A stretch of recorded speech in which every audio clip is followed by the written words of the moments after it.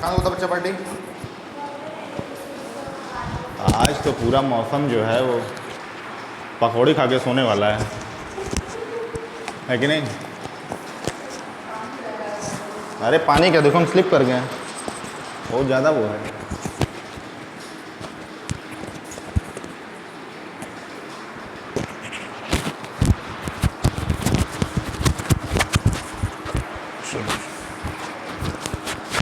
सही नहीं लग रहा है क्या आज?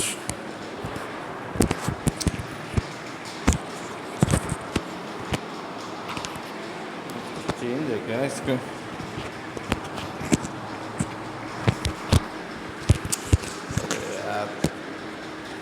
10 घंटा तो यही सब सेट करने में लग जाता है।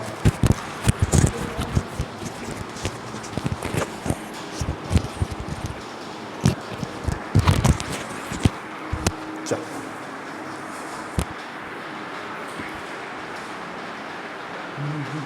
चलो, कहाँ होता बाबू? ये बताइए, सब समझ में आया था कल जो बताए थे? आसान है कि नहीं आसान है? कोई डाउट नहीं है ना? आसान था। चलिए तो हम लोग करेंगे क्या बताइए? 4 तरह का प्रोसेस होता है। कौन कौन सा 4 प्रोसेस होता है बताइए? पहले चारों प्रोसेस का नाम लीजिए आप लोग तो ज़रा, पहले ज़रा चारों प्रोसेस का नाम लीजिए। हाँ ठीक, एक तुम बताओ जी। अच्छा तो हमारा एक्सपेंशन हो गया, और बताओ। उसके बाद बाकी दोनों तुम बता दो, सीक्वेंस से बताओ, सीक्वेंस से बताओ, सीक्वेंस से बताओ।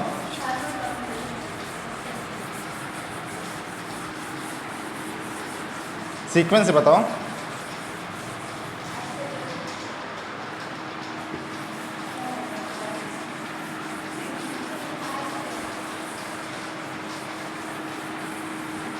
बताओ तो, अरे देखना नहीं है, देखना नहीं है, चीटिंग नहीं। देखिए समझिए, याद कर लीजिए। Isothermal expansion, adiabatic expansion, isothermal compression और एडियाबैटिक कंप्रेशन, एकदम याद कर लीजिए। 2 एक्सपेंशन, 2 कंप्रेशन, 2 आइसोथर्मल, 2 एडियाबैटिक, एकदम याद कर लीजिए, कोई दिक्कत नहीं है इसमें।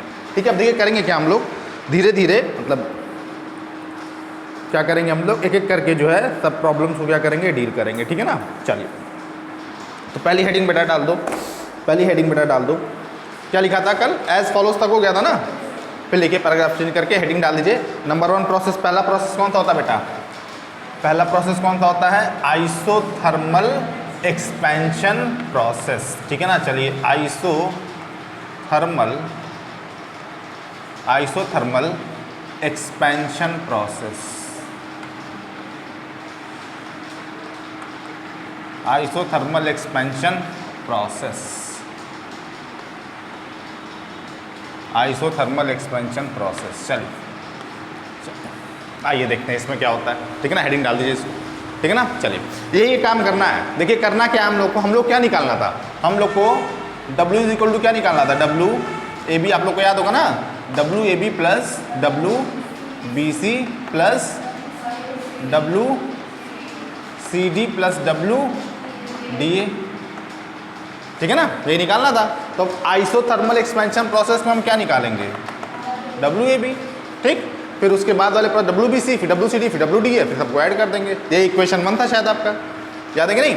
चलिए तो लिखते हैं, आइए लिखें, लिखिए इसमें लिखिए फ्रॉम ए टू बी, इसमें लिखिए from A to B, from A to B. From A to B क्या है? ए और बी क्या है? सिस्टम की स्टेट है। ठीक है ना? From A to B, from A to B, from A to B system follows, from A to B system follows,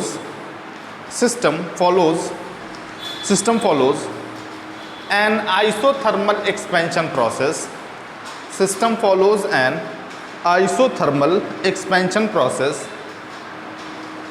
an isothermal expansion process, an isothermal expansion process such that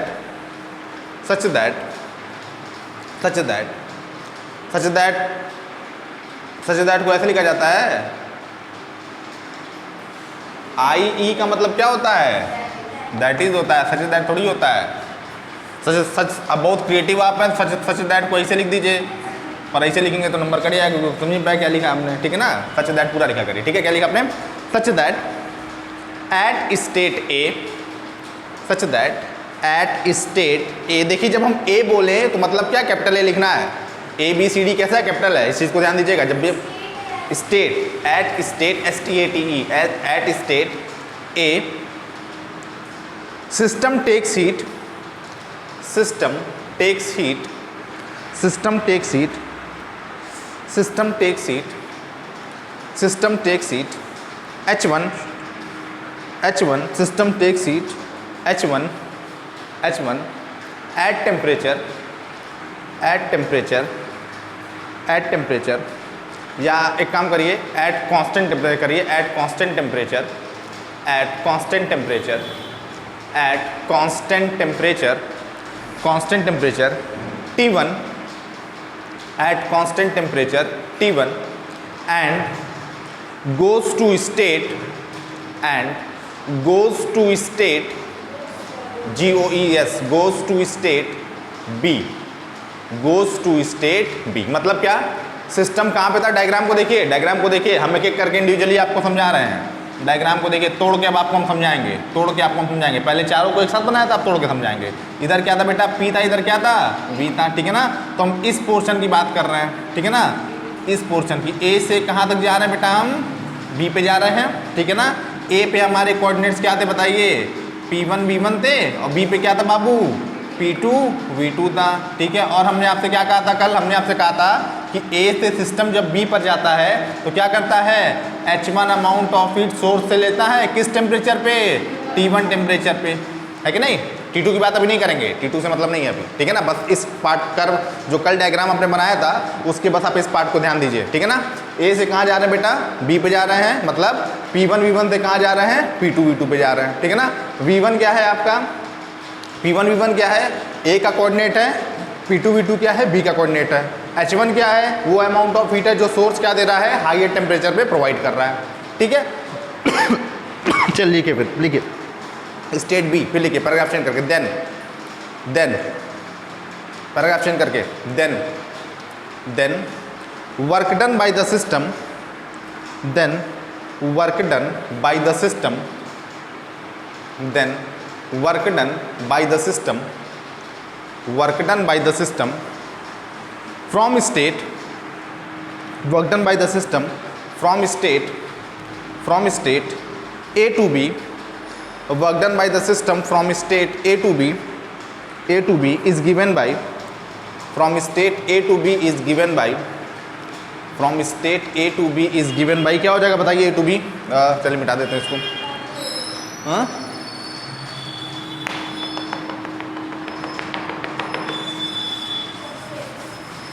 क्या हो जाएगा बताइए,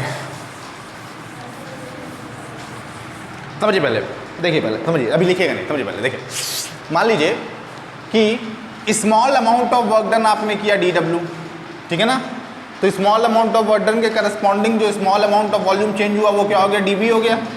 और pressure में तो कोई change आपका होगा नहीं, P आपका फिक्स रहेगा, PdV, यही फॉर्मूला आप जानते हैं, DW = PdV होता है, ठीक। इसी को अगर कंप्लीट वॉल्यूम निकालना हो, कंप्लीट वर्क डन निकालना हो तो आप क्या करते हैं, इंटीग्रेट कर देते हैं, इंटीग्रेट कर देते हैं। प्रेशर को बाहर कर दिया हमने, DV डिफरेंशियल था, वो प्रेशर, देखिए प्रेशर और वॉल्यूम का कोई रिलेशन अब यहाँ पे अब हम यूज़ नहीं करेंगे। तो जो इंटीग्रल का साइन लगाएंगे किस पे लगाएंगे, DV पर लगाएंगे, ठीक है ना। तो यहाँ क्या हो जाएगा बताइए, W हो जाएगा, और यहाँ क्या हो जाएगा P, और क्या हो जाएगा आपका DV, ठीक है ना। अब वॉल्यूम कहाँ से कहाँ तक आपका वेरी करा, स्टेट चेंज कहाँ से कहाँ तक है आपका, A से B तक है ना। तो वर्क डन क्या हो जाएगा आपका, P integral A to B DV, छाप दीजिए इसको, इक्वेशन 2 बना दीजिएगा। इसी को डायरेक्ट लिखिएगा, इसको मत लिखिएगा ऊपर वाला।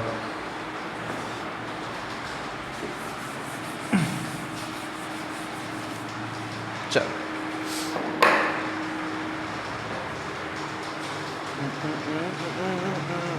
क्यों लो, क्या हुआ, क्या नहीं समझ में आया। अगला तो भी तुम सोच रही थी, बड़ी टैलेंटेड है। अरे तुम PhD करना तब, चलिए अगला जब आप सुने तो PhD करिएगा। चलिए देखिए, फॉर 1 ग्राम, पैराग्राफ संख्या लिखिए, for 1 gram mole of, for 1 gram mole of, 1 gram mole of, देखिए गलती हो गई आप लोगों से, हम जान रहे थे आप लोगों से गलती होगी। देखिए एक चीज़ समझिए पहले, क्या गलती हुई है, हाँ देखिए, ग्राम जो होता है वो सिर्फ जी होता है, ठीक है ना, जीएम मत लिखा करिए। ये हमने आपको बताया होगा शायद, ये हमने बताया था क्या कभी, जीएम मत लिखा करिए। देखिए सेंटीमीटर में सीएम होता है, वो बात सही है, सेंटीमीटर है वो, ठीक है ना, पर ग्राम में जी लिखा करिए, तो जीएम मत लिखा करिए, ठीक है ना। आप लोग की गलती नहीं, किताब में भी जीएम लिख करके आ रहा है, किताब में भी लोग गलत लिख रहे हैं, सिर्फ ग्राम लिखा करिए, जीएम नहीं, ठीक है ना। ये चीज़ सीखिए। जो पुरानी राइटर की आप किताब पढ़ेंगे वो ज़्यादा अच्छी होती थी, उसमें जी लिखा रहता था। अब नए नए लोग क्या, अब मेन बात है कोई कुछ भी किताब लिख दे रहा है, जो भी था वो जानकार हो जा रहा है, वो किताब लिख रहा है। किताब लिखना बहुत आसान होता है, 4 किताब उठाइए, 5वीं किताब तैयार, कट कॉपी पेस्ट मार के, ठीक है ना। तो जीएम जो है मत लिखा करिए, क्या लिखा करो बेटा, जी, ठीक है ना। चलिए क्या लिखा आपने बेटा, for 1 gram mole of an ideal gas, for 1 gram mole of an ideal gas, for 1 gram mole of an ideal gas क्या हो जाएगा बताइए, पीवी इज इक्वल टू किसके इक्वल हो जाएगा, PV is equal to n R T. आप जानते हैं बचपन से आप लोग रटते आ रहे हैं उसको, एन आर टी, बचपन से आप लोग रटते आ रहे हैं इसको, ठीक है ना। 1 ग्राम मोल गैस है तो एन कितना हो जाएगा आपका, 1 हो जाएगा आपका, ठीक है ना। इसमें भी एक ट्रिक होती है, आप लोग कभी हम समझाएंगे, कभी जब आप आगे पढ़ेंगे काइनेटिक थ्योरी ऑफ गैसेस, तो वहाँ पे थोड़ा आप लोग को हम समझाएंगे। देखिए 2 तरह के कांस्टेंट होते हैं आपके, एक कांस्टेंट होता है आपका आर, क्या होता है बेटा, आर, और एक कांस्टेंट होता है आपका के। जानते हैं आप के को क्या कहते हैं, क्या वो कहेंगे के तो हमेशा कांस्टेंट होता है सर, बोल्ट्जमैन कांस्टेंट, क्या कहते हैं इसको, Boltzmann constant, Boltzmann constant, Boltzmann constant. कितनी होती है बोल्ट्जमैन कांस्टेंट की वैल्यू, आर, आर को क्या कहते हैं, रेडबर्ग नहीं होता है, आर को क्या कहते हैं, यहाँ पे आर को क्या कहते हैं, रेडबर्ग कांस्टेंट तो मॉडर्न फिजिक्स में होता है ना, थर्मल में आर को क्या कहेंगे, या केमिस्ट्री में क्या कहते हैं, इसको हम कहते हैं गैस कांस्टेंट या यूनिवर्सल गैस कांस्टेंट। क्या कहते हैं बाबू, universal gas constant, universal gas constant, ठीक है ना। और एक और टर्म होता है Na, इसको क्या कहते हैं, एवोगैड्रो नंबर। क्या कहते हैं, एवोगैड्रो नंबर। तीनों में क्या रिलेशन होता है,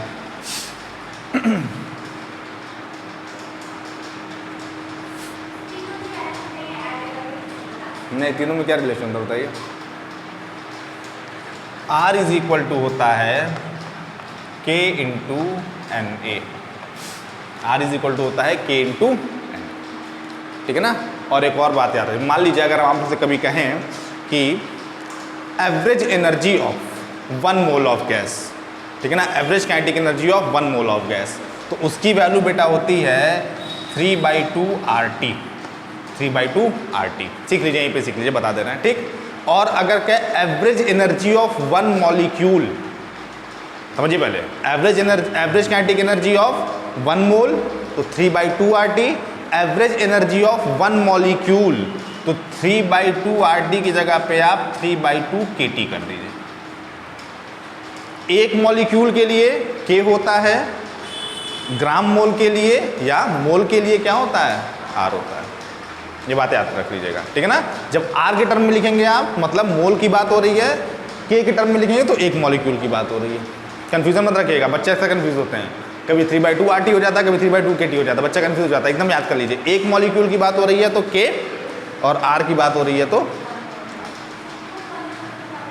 आए 2 मॉलिक्यूल की बात नहीं होगी, या तो सिंगल मॉलिक्यूल होगा या तो ये होगा। 2 मॉलिक्यूल वाला केस दूसरा है, वो हम बताएंगे, ठीक है ना। मोनोटॉमिक, डायटोमिक, ट्राइटोमिक, वो दूसरा केस है, वो हम बताएंगे। इसलिए हम कहते हैं अभी हम इसको नहीं बताना चाह रहे थे, पर क्योंकि आ गया तो हमने कहा चलिए बता देते हैं आप लोग को, ठीक है ना। तो 3/2 RT, जब R देखिए तो 1 मोल, K मतलब 1 मॉलिक्यूल, ठीक है। चल, और ये रिलेशन याद कर लीजिएगा, थर्मल फिजिक्स में ये 3 कांस्टेंट आपको आने, तीनों की वैल्यू कितनी होती है,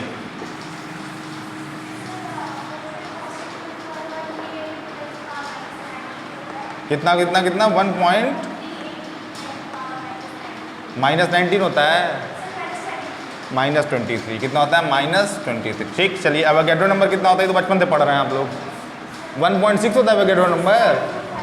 केमिस्ट्री में फेल हो जाती तुम, कितना होता है बताइए, हाँ ठीक की थी बेटा, लेती तब फेल हो जाती, ठीक है। और ये कितना होता है, इसका होता है 8.31 MKS में, ये सब यूनिट MKS में, MKS में ये भी है, MKS में ये भी है, MKS में आपका ये भी है। एकदम याद कर लो बेटा, बहुत कन्फ्यूजन होती है।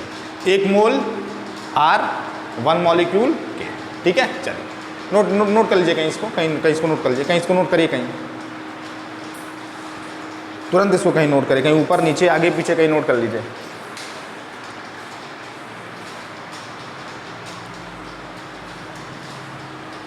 और इसके बारे में इंफॉर्मेशन होनी चाहिए बेटा, बहुत इंपॉर्टेंट होता है ये, इससे दोस्ती करनी ही पड़ेगी।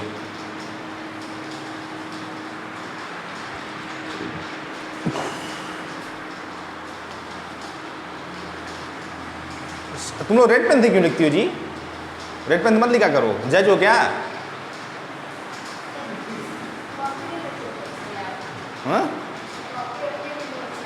नहीं मत लिखा करो रेड से। अच्छा रेड अच्छा लगता है, फेवरेट कलर है तो लिखा करो। तो पिंक से लिखिए ना, लड़कियों का तो फेवरेट पिंक होता है, पिंक से लिखा करिए। Yes sir. नहीं रेड से मत लिखा करिए। रेड से देखिए 2 लोग लिखते हैं, एक जज लिखता है और एक टीचर लिखता है। हाँ ग्रीन से भी प्रिंसिपल लिखते हैं, चाहे जो भी मतलब एडमिनिस्ट्रेटिव पोस्ट पे होते हैं वो लोग यूज़ करते हैं। तो ब्लैक और ब्लू ही यूज़ किया करिए। देखिए डिफरेंट कलर की जो पेन होती है ना, बायो वाले यूज़ करते हैं। उसी लेक्चर में 3 तरह की पेन यूज़ कर डालते हैं, पता नहीं कैसे, क्या टैलेंट होता है सबों का। बायो के जो बच्चे होते हैं बहुत टैलेंटेड होते हैं, वो सब 4 तरह की पेन यूज़ कर डालेंगे, 45 मिनट के अंदर 4 तरह की पेन यूज़ कर डालेंगे। हम लोग भैया ब्लू ब्लैक में ही रह जाते हैं। चलिए चल बाबू मिटा देते हैं इसको दादा। चलो बालू नहीं है, अरे यार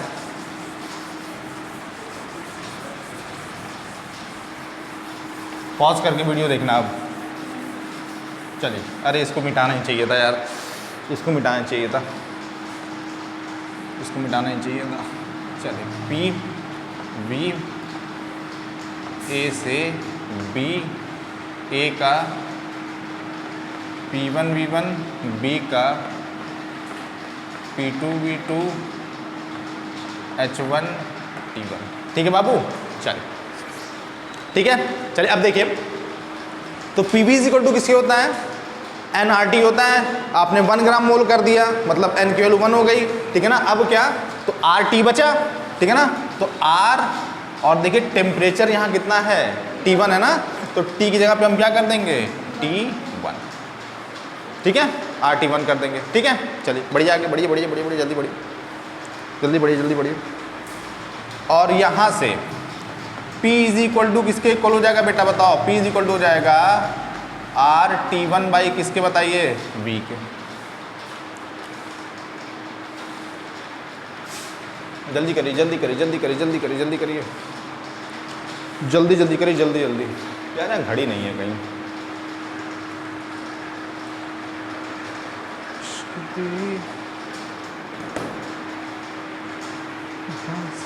ठीक है बेटा, तो P1 PV is equal to किससे हो गया, RT1 के। और इक्वेशन नंबर 2 क्या था बेटा, आप लोग को याद, तो इक्वेशन नंबर 2 था W is equal to P integral A to B, और किससे कर देंगे आप, DV के, ठीक है ना।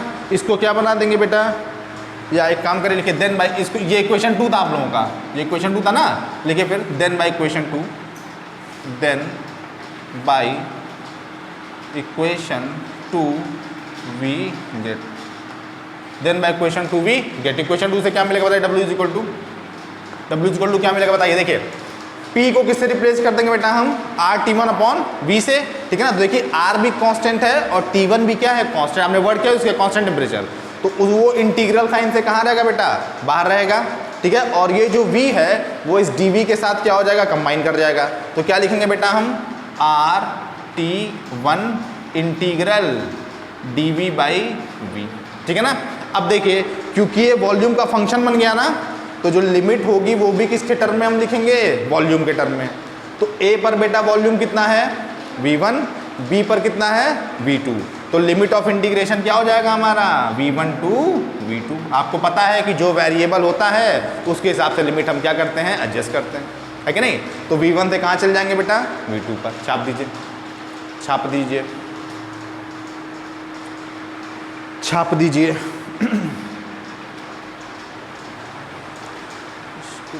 आसान है कि मुश्किल है कि फेल हो जाएंगे?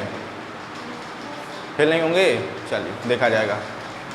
भगवान करे आप थर्ड ईयर में आए।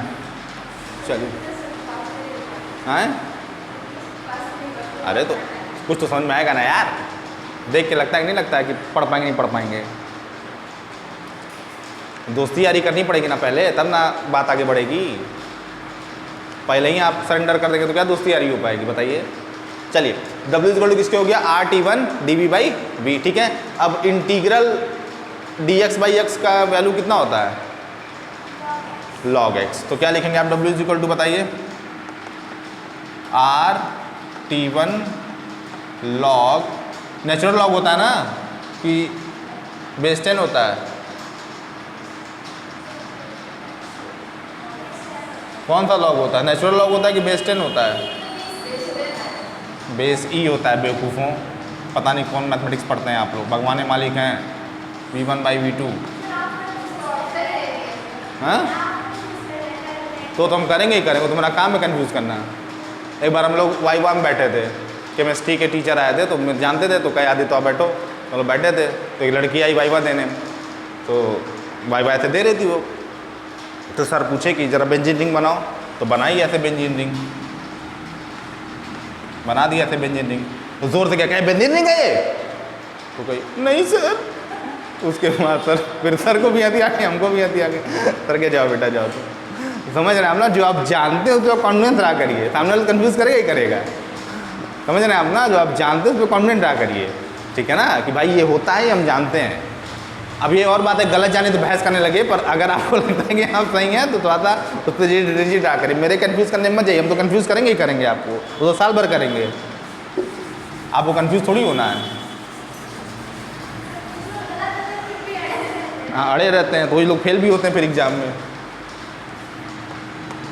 चलिए W इक्वल टू किस हो गया, RT1 log E V V2 by V1, ठीक है ना, सॉरी V2 अपॉन V1, ठीक है। चलिए तो जब आप इसको थोड़ा सॉल्व करेंगे तो क्या मिलेगा बताइए, आपको मिलेगा RT1 log base E V2 minus log base E V1, limit रखने पे। और आपको पता है log A minus log B क्या होता है, log A बाई B होता है कि नहीं होता है? तो W इक्वल टू बेटा किसके इक्वल हो जाएगा बताइए, RT1 log E V2 by V1, ठीक है ना। बेस E होता है हमेशा, ये बात ध्यान दीजिएगा आप लोग, जब इंटीग्रेट करते हैं हम तो बेस E होता है, इसी को नेचुरल लॉग कहते हैं। और बेस 10 में करने के लिए क्या करेंगे हम, हाय हाय, बेस 10 में करने के लिए क्या करेंगे, बड़ी गरीबी है भाई, छोड़ देंगे सर, भगवान भरोसे देखा जाएगा। 2.303 से मल्टीप्लाई कर देते हैं, बेस ई को बेस 10 में कन्वर्ट करना होता है, 2.303 से मल्टीप्लाई कर देते हैं। और किसको बोल रहे हैं, और कैसे बोला जाता है, उर्दू में बोल रहे हैं क्या कि तमिल में बोल रहे हैं, अन्ना रसकला माइंडेड, तमिल बोल रहे हैं क्या, और कैसे बोले तब, उर्दू बोलें, जिले लाई देखिए बताइए कैसे होगा। चलिए क्वेश्चन नंबर कितना बनाते बेटा इसको, 3, कितना बनाते बाबू, चलिए लिखिए, दिस इज द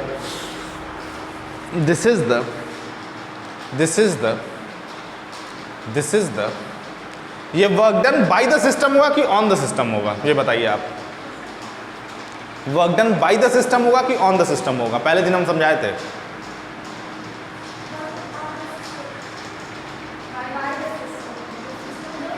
तीनों लोग तो अब वही अड़े जाओ, एक लोग उस पर, दो लोग उस पर, एक लोग कहो सर जो आपका ये वही हो जाएगा।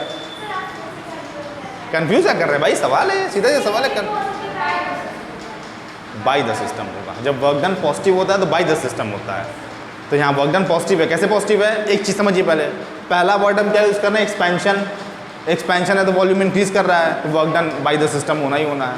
और दूसरी चीज़, जब आप इसको ऑब्जर्व करेंगे तो देखिए R भी पॉजिटिव है आपका, T1 नेगेटिव हो नहीं सकता है, केल्विन स्केल पे टेम्परेचर नेगेटिव नहीं होता है, ये आप शायद जानते हो, केल्विन स्केल पे टेम्परेचर आपका नेगेटिव नहीं होता है। तो R और T दोनों पॉजिटिव हैं।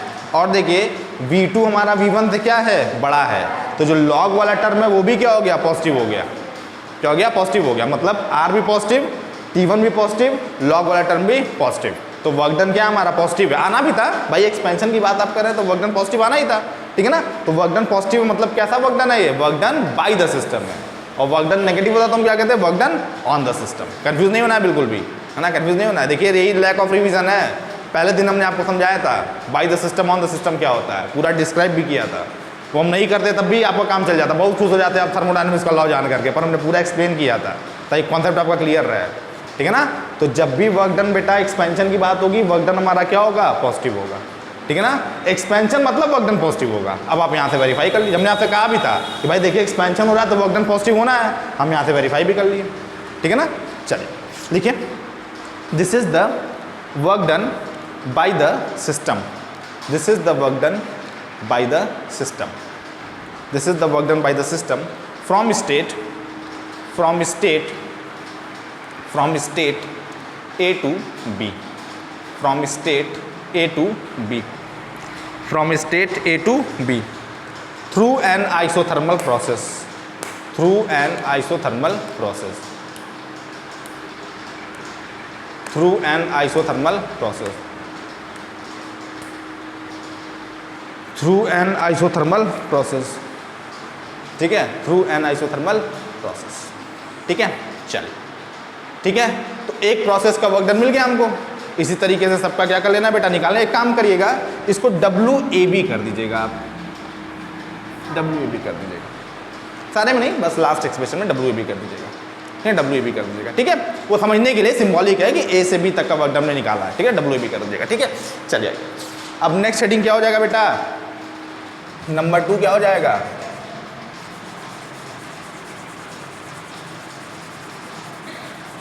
नंबर 2 क्या हो जाएगा, एडियाबैटिक। एडियाबैटिक में थर्मल हीट कैपेसिटी कितनी होती है, कल बताए थे, उठा फेंक देंगे बाहर, कांस्टेंट होती है। अरे यार सुसाइड कर लेंगे तुम लोग के चक्कर में हम, सुशांत सिंह राजपूत से ज़्यादा डिप्रेशन में चल जाएंगे हम। अरे जीरो होती है भाई, थर्मल हीट कैपेसिटी एडियाबैटिक में जीरो होती है, आइसोथर्मल में क्या होती है, इनफाइनाइट होती है। कल ही समझाए थे, कल समझाए थे ना कि थर्मल हीट कैपेसिटी आइसोथर्मल में क्या होती है, हाँ वो पीछे ही रह जाता है। वो जब बुढ़ापे में कभी कॉपी खोलोगी तो देखोगी, तब याद आएगा अच्छा अच्छा सर ये बताए थे, पढ़ना लिखना तो है नहीं नालायक। तो देखिए बढ़िया आगे, अब देखिए कर्व के किस पार्ट की बात हो रही बताइए, कर्व के किस पार्ट की बात हो रही बताइए। अब हम कहाँ से कहाँ तक जाएंगे बेटा बताओ, B to C, B to C, ठीक है ना। B से कहाँ तक जाएंगे बेटा, C पर। तो B पे बेटा हमारा कोऑर्डिनेट क्या है, बोलो बच्चों मन के सच्चों, P2 V2, और C पे क्या है, P3 V3। चलिए इस पार्ट की बात हो रही है अब, ठीक है ना। और एडियाबैटिक में आपको पता है, ये फिगर मत बनेगा, फिगर ऑलरेडी बना हुआ है। एडियाबैटिक में आपको पता है, क्या पता है कि सिस्टम से ना हीट लेना है ना हीट देना है, फिर भी हम B से कहाँ चले जाएंगे, C पे चले जाएंगे, ठीक है। चल लिखिए, आइए आइए लिखिए लिखिए लिखिए, चल लिखिए जल्दी लिखिए जल्दी लिखिए जल्दी लिखिए लिखिए लिखिए, from B to C, from B to C, from B to C, heading डाल के लिखिए आराम से, from B to C, B to C, ठीक है ना। From B to C system follows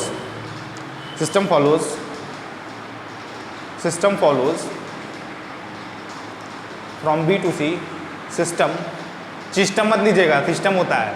from B to C system follows an adiabatic process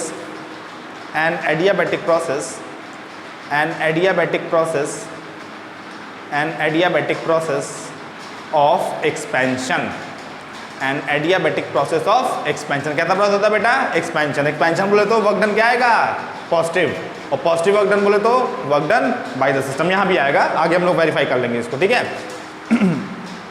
क्या लिखा बेटा,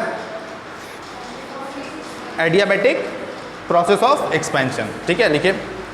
and neither take heat and neither take heat, neither की spelling क्या होती है, याद नहीं होगा, अंग्रेजी मीडियम से पढ़े हैं लोग। Neither take heat nor release heat, nor release heat, nor release heat, and goes to state C, and goes to state C, and goes to state C from B, and goes to state C from B. B से कहाँ तक चले जाते हैं बेटा हम लोग, सी से।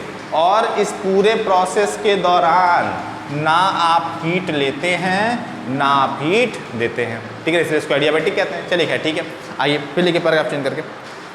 Then work done by the system, then work done by the system, then work done by the system, then work done by the system from B to C, then work done by the system from B to C, from B to C is given by क्या हो जाएगा बेटा, work done from the system क्या हो जाएगा बताइए, WBC किसके equal हो जाएगा बताइए, वही basic formula P integral B to C dV, basic formula. इस फॉर्मूले में कोई चेंज नहीं होगा, बेसिक फॉर्मूला रहेगा ये, ठीक है। चलिए अच्छा, उसको इक्वेशन कुछ बनाया था क्या हम लोगों ने, इक्वेशन 3 बन गया ना, हाँ चलिए ठीक, चलिए ठीक, तो इक्वेशन 3 बन गया आपका। चलिए WBC किसके इक्वल हो गया होगा, P integral B to C dV, ठीक है। चलिए फिर लिखिए, this further implies that WBC को आप क्या लिख सकते हैं, P लिमिट यहीं पे रख देते हैं, B पे वॉल्यूम कितना बेटा हमारा V2 है और C पे कितना है V3 है, आप बाद में रख सकते हैं, यहाँ पे रख सकते हैं, कोई दिक्कत नहीं है। और यहाँ क्या कर दिया, dV कर दिया, ठीक है बेटा। चलिए अब मेरे होनहार विद्यार्थियों ये बताओ कि एडियाबैटिक प्रोसेस के लिए कौन सा लॉ फॉलो किया जाता है।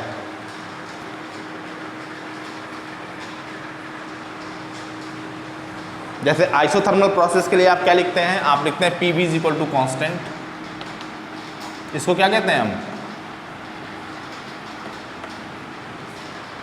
ले क्या कहते हैं इसको, क्या आप हाई स्कूल पास हैं भाई, क्या आप हाई स्कूल पास हैं, लगता तो नहीं है, फिर से पढ़िए, टैबलेट मिलेगा, कल आया ऑर्डर, आप लोग को ही मिलेगा टैबलेट, घबराइए नहीं, टैबलेट मिलेगा, लैपटॉप मिलेगा, मोबाइल मिलेगा और बर्बाद हो जाइएगा। चलिए PV इज इक्वल टू क्या होता है बेटा बताओ, कांस्टेंट होता है, किसके लिए होता है, आइसोथर्मल प्रोसेस के लिए, क्या नाम होता है इसका, कौन सा लॉ होता है ये, हाँ? अरे बॉयल्स लॉ होता है भाई, Boyle's law, Charles law, gaseous law पढ़ा नहीं पढ़ा आप लोगों ने, अब कहीं सर केमिस्ट्री में पढ़े हैं, तो केमिस्ट्री में पढ़े हैं ना, पढ़े नहीं पढ़े हैं, बॉयल्स लॉ दूर का थोड़ी है भाई, प्रेशर वॉल्यूम वहाँ भी, प्रेशर वॉल्यूम यहाँ भी। देखिए जब आप पढ़ते हैं, आप लोग को जब पढ़ाया जाता है तो होता क्या है ना कि आप लोग को साइंस अलग अलग बताई जाती है। जब हम लोग की एज में आप आएंगे, जब PhD करेंगे तो आपको पता चलेगा कि सारा साइंस एक जगह आकर के मिल रहा है। जैसे नदियाँ होती है ना, समुद्र में आकर के मिलती हैं अलग अलग जगह से, बे ऑफ बंगाल में आके गिर जाती हैं, तो समझिए साइंस जो है बे ऑफ बंगाल है, और जो भी एक्सट्रीम डिवाइडेड है वो सब नदियाँ, वो सब जा करके एक जगह मिल रही हैं। जो भी रिसर्च आपका हो रहा है उसका मेन मोटिव पता है क्या है, दो चीज़ों का पता लगाना, एक है ओरिजिन ऑफ लाइफ और एक है ओरिजिन ऑफ यूनिवर्स। सारा रिसर्च, बीच में तो कोरोना आ गया तो दिक्कत हो गई, रिसर्च का टॉपिक भटक गया, लोग वैक्सीन खोजने लगे, अदरवाइज उससे पहले जो भी रिसर्च होता था उसका एक ही मोटिव है, origin of life, origin of universe. Origin of life biology का रिसर्च हो गया, ओरिजिन ऑफ यूनिवर्स किसका हो गया, फिजिक्स में। बात समझ आ रही नहीं आ रहा है, तो जो भी रिसर्च आपका होता है वो ले दे करके एक ही चीज़ पे टारगेट है कि भैया हम कैसे आए, दुनिया कैसे बनी, बस। क्योंकि जो भी थ्योरी है वो अभी तक सफिशिएंट नहीं है, कंप्लीट नहीं है, समझ रहे हैं आप ना, वो थ्योरी अभी सफिशिएंट नहीं है, कंप्लीट नहीं है। तो जो भी रिसर्च है वो सब एक ही पॉइंट पे पॉइंटेड है, एक ही, जैसे पंखा चल रहा है तो बीच वाला हिस्सा देखिए उसका रुका हुआ रहता है, बीच वाला पॉइंट, तो हर जगह से वो एक ही पॉइंट पे आ रहा है, क्या, origin of life, origin of universe, उसी पे सारा रिसर्च हो रहा है। तो जो साइंस है ना वो एक ही जगह आकर के मिलती है, आप लोग के लिए अलग अलग है वो। न्यूटन का नाम आप केमिस्ट्री में सुने हैं कभी, कहाँ सुने न्यूटन का नाम केमिस्ट्री में, बताए न्यूटन का नाम केमिस्ट्री में कभी नहीं सुना होगा आप लोगों ने, फिजिक्स में सुना होगा, और न्यूमेरिकल एनालिसिस पढ़े नहीं पढ़े आप लोग, न्यूमेरिकल एनालिसिस नहीं पढ़े, न्यूमेरिकल एनालिसिस अगर आप पढ़ते तो मैथ्स में भी सुनते हैं आप, न्यूटन का नाम आप फिजिक्स में सुनते, मैथ्स में सुनते, केमिस्ट्री में आपको न्यूटन सुनाई नहीं देंगे, पर एक्चुअल में न्यूटन जो थे वो केमिस्ट थे, वो केमिस्ट थे, जो न्यूटन थे वो केमिस्ट थे। जब वो एक्सपायर किए थे तो उनकी बॉडी में इतने टॉक्सिक, जब उनका पोस्टमार्टम हुआ तो इतने टॉक्सिक एलिमेंट्स थे कि डॉक्टर शॉक्ड थे कि यार ये आदमी जिंदा कैसे था। उस समय कोई लेबोरेटरी होती नहीं थी टेस्ट करने के लिए, तो टेस्टिंग का क्या तरीका होता था, जो भी मटेरियल खोजे जीप पे रख के चाट लो और देखो क्या उसका टेस्ट है, यही तरीका होता था। तो बहुत सारा टॉक्सिक एलिमेंट उनकी बॉडी में डेवलप हो गया था।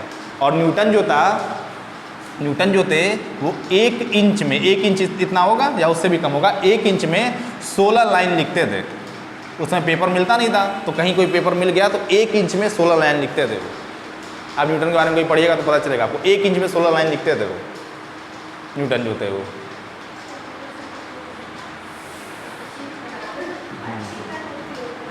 जैसे लिखते, सोच लीजिए आप 1 इंच में 16 लाइन, उसमें पेपर मिलता नहीं था इतना। अब ना पेपर मिलता है तो आप लोग बेस कर देते हैं, पिक्चर उक्चर में देखिए लोग चिट्ठी लिखते हैं तो उसके बाद पेपर फाड़ के फेंक देते हैं, पूरा पेपर इकट्ठा हो जाता है। उस समय इतना पेपर अवेलेबल ही नहीं था, तो कहीं कोई पेपर मिल जाता था कागज का टुकड़ा, तो उस पर नोट करते थे, तो पेपर बचाना भी होता था। तो 1 इंच में 16 लाइन लिखते थे वो। अब कैसे लिखते थे, क्या समझते थे, भगवान ही मालिक है।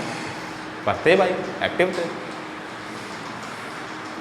तो सोचिए आप, तो जो साइंस थी वो अब पढ़ने के लिए डिवाइड हुई है। पहले साइंस एक ही होती थी, साइंस का मतलब साइंस, ठीक है ना। और अब डिवाइड, अब आपको डिवीज़न देखने को मिल रहा है। फिजिक्स अलग पढ़ते हैं आप, केमिस्ट्री अलग पढ़ते हैं, मैथ्स आप अलग पढ़ते हैं, पढ़ने के लिए कि पढ़ने में ताकि सहूलियत हो। अब पढ़ने से आजकल लैपटॉप भी मिल रहा है, टैबलेट भी मिल रहा है, इतनी अच्छी बात क्या होगी। आप लोग को भी मिलेगा, घबराइए नहीं, और बर्बाद हो जाएगा फिर। चलिए, पीवी क्या हो गया, कांस्टेंट। तो क्या कहते हैं बेटा इसको, बॉयल्स लॉ। लिखिएगा नहीं, देखिए बस अभी इसको बॉयल्स लॉ कहते हैं। ये आइसोथर्मल प्रोसेस के लिए है ये, ठीक है ना। एडियाबैटिक के लिए क्या हो जाता है, एडियाबैटिक के लिए इसी में थोड़ा सा हम चेंज कर देते हैं। P V power gamma is equal to क्या होता है, कांस्टेंट। क्या होता है बेटा, कांस्टेंट, ठीक है ना। ये क्या होता है बेटा हमारा, ये होता है बॉयल्स लॉ। क्या होता है बाबू, बॉयल्स लॉ। और ये क्या होता है, इसको हम कहते हैं पॉइसंस लॉ। क्या कहते हैं बाबू, पॉइसंस, खाने वाला जहर नहीं, पॉइसंस लॉ, पॉइसंस लॉ कहते हैं इसको, ठीक है ना। इसको क्या कहते हैं बेटा हम, पॉइसंस लॉ कहते हैं। और ये क्या होता है, बॉयल्स लॉ होता है, ठीक है ना। अब गामा क्या होता है, गामा क्या होता है बताइए। गामा होता है हमारा CP/Cv, ratio of specific heats कहते हैं इसको। क्या कहते हैं, रेशियो ऑफ स्पेसिफिक हीट्स। तो इसकी वैल्यू किस पे डिपेंड करती है, गैस की एटॉमिसिटी पे। मोनो एटॉमिक है, डाई एटॉमिक है, ट्राई एटॉमिक है, तो उस पर गामा का मान क्या करता है, डिपेंड करता है। इस टॉपिक को हम बहुत डिटेल में आप लोग को पढ़ाएंगे। कहाँ पढ़ाएंगे पता है आप लोग को, इस टॉपिक को हम आप लोग को डिटेल में पढ़ाएंगे काइनेटिक थ्योरी ऑफ गैसेस में, ठीक है ना। और आप लोग को जो रिजल्ट हम बताएंगे उसको एकदम याद कर लीजिएगा, क्योंकि हर कंपटीशन में इससे सवाल आ रहा है। कोई कंपटीशन ऐसा जिसमें से सवाल ना पूछा जाता हो। आप लोग के थ्योरी के लिए तो इंपॉर्टेंट है ही है, ये कंपटीशन के लिए बहुत इंपॉर्टेंट है। रेशियो ऑफ स्पेसिफिक हीट्स कहते हैं इसको, रेशियो ऑफ स्पेसिफिक हीट्स, ठीक है ना। और गामा की वैल्यू आपकी होती है, कितनी होती है, 5/3 होती है। हाँ 5/3 होती है मोनोएटॉमिक के लिए, मोनोएटॉमिक के लिए गामा बराबर आपका होता है 7/5 होता है। डाई एटॉमिक के लिए, डाई एटॉमिक के लिए होता है। और ट्राई के लिए 2 वैल्यू होती है, लीनियर नॉन लीनियर के लिए। तो कितना होता है ट्राई के लिए, कितना होता है यार ट्राई के लिए, चलिए ट्राई वाला बता देंगे। मोनोटॉमिक के लिए कितना होता है बेटा 5/3, डाई के लिए कितना होता है 7/5। ट्राई के लिए कितना होता है, ट्राई के लिए होता है हमारा, ट्राई के लिए होता है हमारा, ट्राई के लिए होता है 6 हो गया, 6 + 1 7/, कितना हो जाएगा यार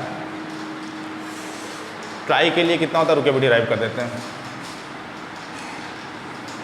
ट्राई के लिए CV कितना हो जाएगा हमारा F/2RT, ठीक है ना। तो ट्राई के लिए डिग्री ऑफ फ्रीडम हमारा होता है 6, ठीक है ना। तो 6/2RT तो कितना हो गया आपका 3RT, ठीक है ना। और नहीं 3R हो गया, CP आपका कितना हो गया 3R हो गया, ठीक है ना। 3R हो गया।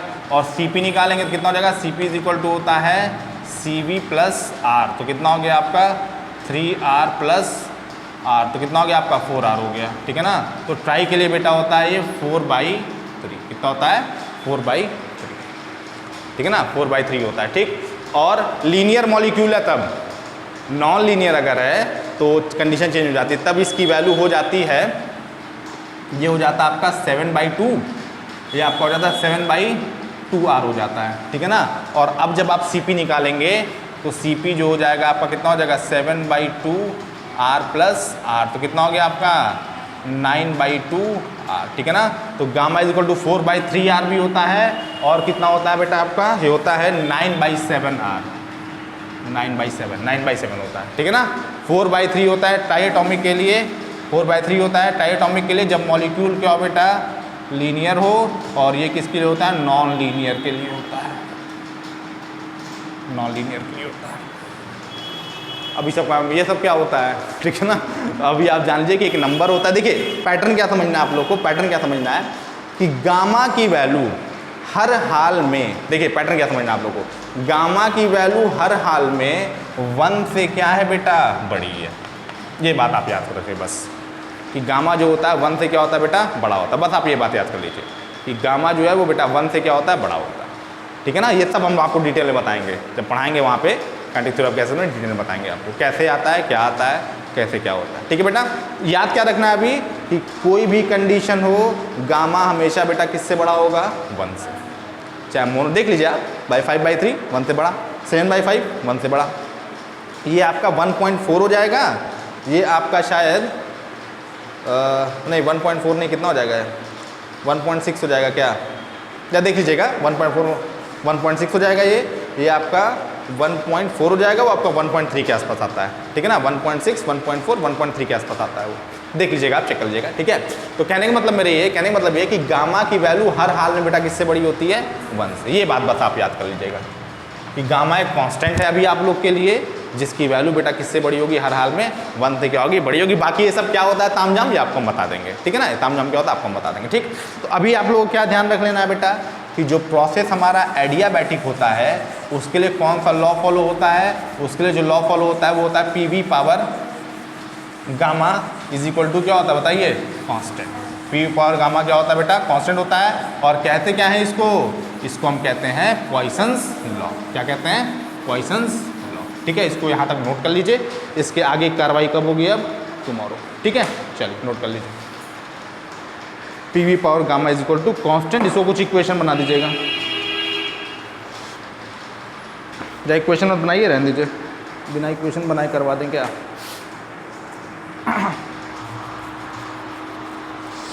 चलिए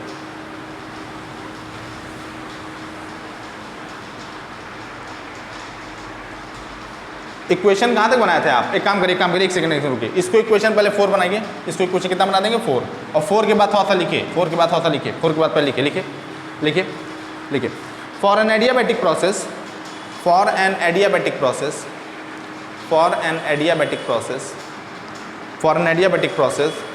working substance follows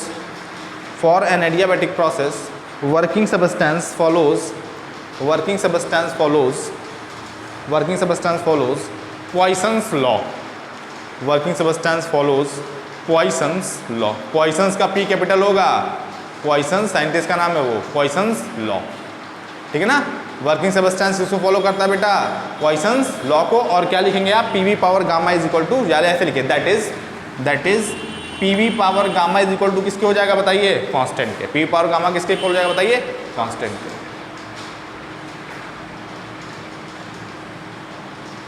ठीक है ना। और उस कांस्टेंट को बेटा हम मान ले रहे हैं, वो कांस्टेंट क्या है, K है। क्या है बेटा, मान लिया कि वो कांस्टेंट क्या है हमारा, K, ठीक है ना। तो एक काम करिएगा, आज हम लोग यहीं पे रहने देते हैं क्योंकि इसके बाद थोड़ी सी लेंदी कैलकुलेशन है, ठीक है, थोड़ी सी लेंदी इन द सेंस कि थोड़ा ट्रिकी कैलकुलेशन है, तो हम लोग नेक्स्ट टर्न पे करेंगे।